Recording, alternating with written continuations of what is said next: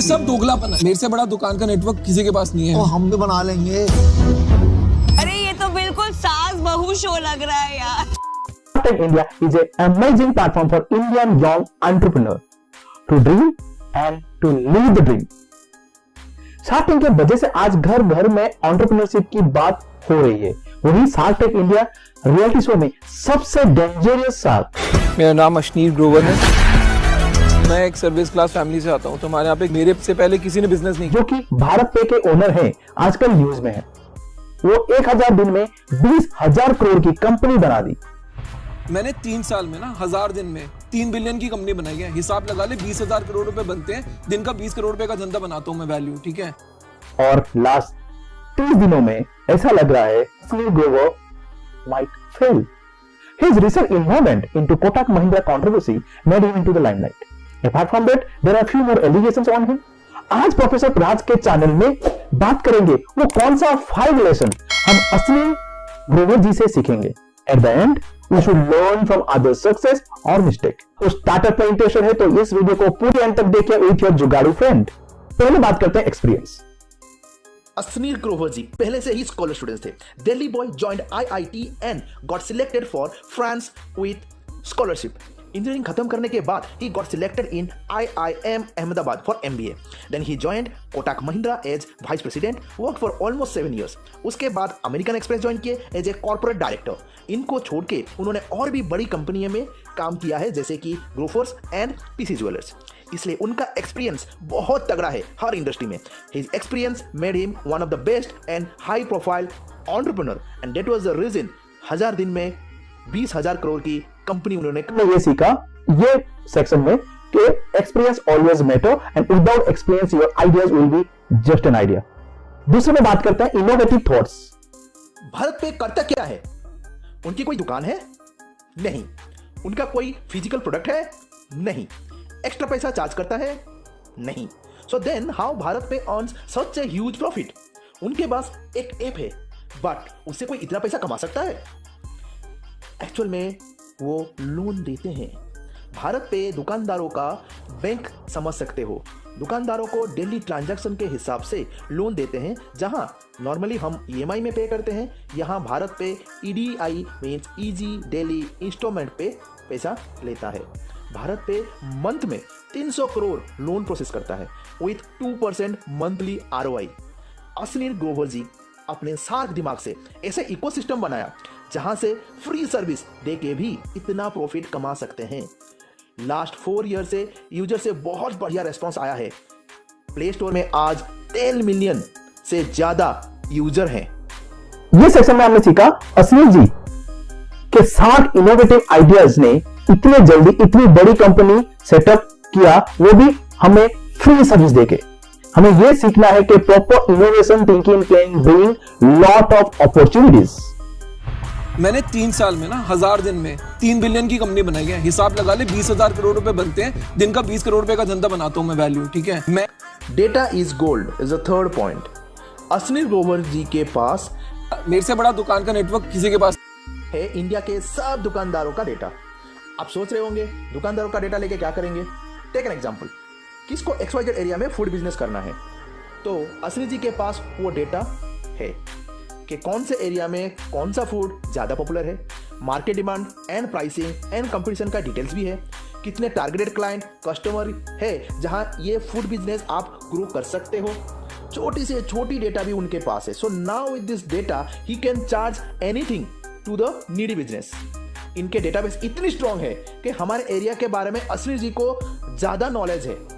इसके चलते he has make 80 times. कोई अपने इन्वेस्टर्स को 2 साल में 80 टाइम्स रिटर्न्स नहीं बना के देता। अब learning from your age, data is going to be most valuable in future. Can be more expensive than oil and gold. अब बात करते हैं strategy with flexibility. अश्नीर जी अपने करियर में strategy with flexibility फ्रेमवर्क को बहुत अच्छे से यूज किया है। भारत के करियर में 3 ऐसे स्ट्रेटेजी चेंजेस किए अकॉर्डिंग टू एक्सटर्नल चेंजेस और some changes which he doesn't have the control. पहला है interoperable code. During demonetisation BharatPe ने यूनिवर्सल कोड निकाला जिससे गूगल पे, फोन पे और कोई भी यूपीआई का पेमेंट भारत पे के थ्रू हो सकता है and that through with 0 MDR charges. So shopkeeper को अलग अलग पेमेंट बैंक का कोड रखना जरूरत नहीं पड़ेगी। They can put only Bharat Pe code and that can solve all the problem. So यहाँ पे उन्होंने डीमोनेटाइजेशन जो उनके हाथ में नहीं था, जो चेंजेस उनके हाथ में नहीं था, but he took the benefit and made those strategy with flexibility to solve the problem and get benefit out of it. Second है lending revenue. भारत पे is not a NBFC, इसका मतलब नॉन बैंकिंग फाइनेंशियल कंपनी। सो loan दुकानदारों को देने के लिए उनको कोई एक लेंडिंग कंपनी का सर्विस यूज करना पड़ेगा, that to 2% interest per month. Now NBFC will take 18% and 25% हमारा टोटल भारत पे का फंडिंग है। 18 और 24 के जो डिफरेंस है 6% जो है कट भारत पे के पास आया। असली जी ने again strategy with flexibility framework का यूज किया and started using P2P loan system with AI app called 12% club app and 12% का दुकानदारों का इंटरेस्ट मिलेगा for their investment who wants to invest and BharatPe वहां से 12% का अर्निंग किया by lending the same amount of money to other shopkeepers. कोई player से लिया और दूसरे प्लेयर को दिया, एक प्लेयर को 12% का इंटरेस्ट दिया और दूसरे से 24% लिया, बीच में 12% का कट उनको मिला। This is the opportunity. मेरे को लगता है भाई तू नौकरी ढूंढ, तेरे को पहले समझना पड़ेगा धंधा होता कैसे है। यूनिकॉर्न बनने के लिए कूद दिया तू, नहीं हो पाएगा तेरे से, छोड़ दे इसको, अपना भी टाइम वेस्ट करना है। So now he knew that he can't sustain with 6%. So he used the strategy with the flexibility framework and bring 12% club app and getting more return by using the peer-to-peer facility. The third one is government role. RBI bringing a new rule to the streamline for P2P industry, जिसको भी आप loan दे रहे हो उसका data disclose करना है and customer को कितना फीस इनका मिलेगा उसका भी इंफॉर्मेशन शेयर करना है। Because P2P industry is bit risky industry, right? So उसको स्ट्रीमलाइन करने के लिए गवर्नमेंट ने निकाला। बट नाउ अगेन असीम जी अपना स्ट्रेटेजी विथ फ्लेक्सिबिलिटी फ्रेमवर्क को यूज करके भारत पे ने सेंट्रल यूनियन बैंक के साथ टाई अप कर लिया फॉर बैंकिंग लाइसेंस। तो अब तो कोई प्रॉब्लम नहीं ना लोन देने में। So that is called the sharp mind of Aseem ji. तो यहां हमने सीखा विथ 3 एग्जांपल में असीम ग्रोवर जी ने स्ट्रेटेजी को चेंज किया according to the external changes और competition changes to get the success. By the way change is constant. Stay away from controversy is the last or the 5th learning or lesson we learn from his life. असीम ग्रोवर जी का controversy with Kotak Mahindra, वो जो कि x employ के साथ आपको तो पता ही होगा। फॉर नाइका IPO उनको फंडिंग चाहिए था एंड कोटक बैंक ने नहीं दिया और वो हुआ नहीं एंड रिकॉर्डेड फोन कॉल आया मार्केट में एंड जो वायरल हो गया एंड जिसमें असीम ग्रोवर जी ने कोटक महिंद्रा के एम्प्लॉय को थोड़ा इधर उधर बात कर लिया था। सेकंड है रिक्रूटमेंट फ्रॉडिंग, जहां पे एक फेक HR कंसल्टेंसी कंपनी को शो करके उन्होंने 4 करोड़ का बिलिंग करवाया जो उनके ब्रदर इन लॉ के नाम था और वो भी बाहर आया। एक्चुअली सब रिक्रूटमेंट डायरेक्टली भारत पे में हो रहा था but he was doing two fake HR consultancy create करके they used to get 2 crore. तो थर्ड कंट्रोवर्सी था कि लेंडिंग प्रोसेस के ऊपर जहां नॉन लेंडिंग वेंडर्स को लोन दिया गया है, 30 ऐसे वेंडर को 51 करोड़ दिया गया था बट ऐसे कोई वेंडर एग्जिस्ट ही नहीं करते थे। Again fake illusion created by Aseem ji.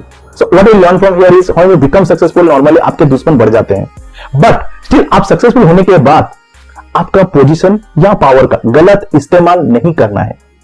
Part 1 में हम बात कर रहे थे शार्क टैंक के ऊपर 5 लर्निंग अबाउट शार्क टैंक।